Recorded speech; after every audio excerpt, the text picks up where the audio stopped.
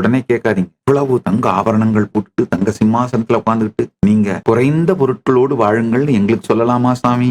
ஆழ்ந்து கேளுங்கள்.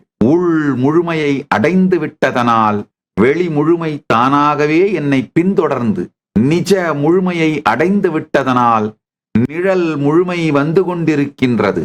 இதை நான் தேடிச் செல்லவில்லை.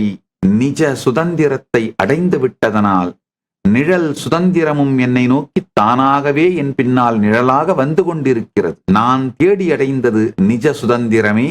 நிழல் சுதந்திரம் தானாய் வருகின்றது. நான் தேடி அடைந்தது ஞான அனுபூதியே. இந்த நாட்டின் தலைவன் என்கின்ற பதவி, கைலாயத்தின் தலைவன் என்கின்ற பதவி தானாய் பின்தொடர்ந்து வருகின்றது. நான் தேடி அடைந்தது பெருமானின் பதம் மட்டுமே.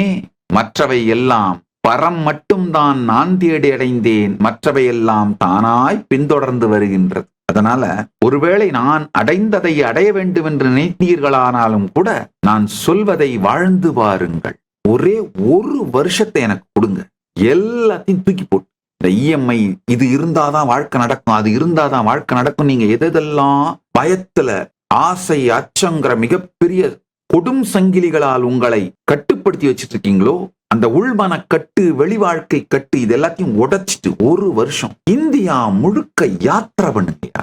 இந்த சோகோ மாடல் மாதிரி, ஐயா திரு ஸ்ரீதர் வேம்பு பண்ணியிருக்க சோகோ மாடல் மாதிரி ஆயிரக்கணக்கான விஷயங்கள் உங்களுக்கு புரிபடுங்கயா.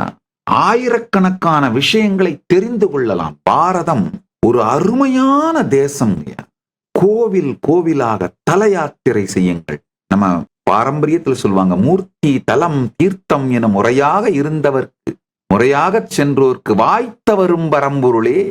இதெல்லாம் சும்மா பழங்கதை கிடையாதுங்கய்யா. இப்பவும் சொல்றேன், உங்கள் உடலாலும் மனதாலும் உங்க வாழ்க்கையில நெக்ஸ்ட் லெவலுக்கு போகணும்னு நினைச்சீங்கன்னா, ஒரு மிகப்பெரிய பிரேக் த்ரூ வேணும்னு நினைச்சீங்கன்னா, ஒரு வருடம் இந்த பரிவிராஜ யாத்திரை பண்ணுங்க. உலகத்தை பற்றிய ஒரு புதிய தெளிவு வருங்கய்யா.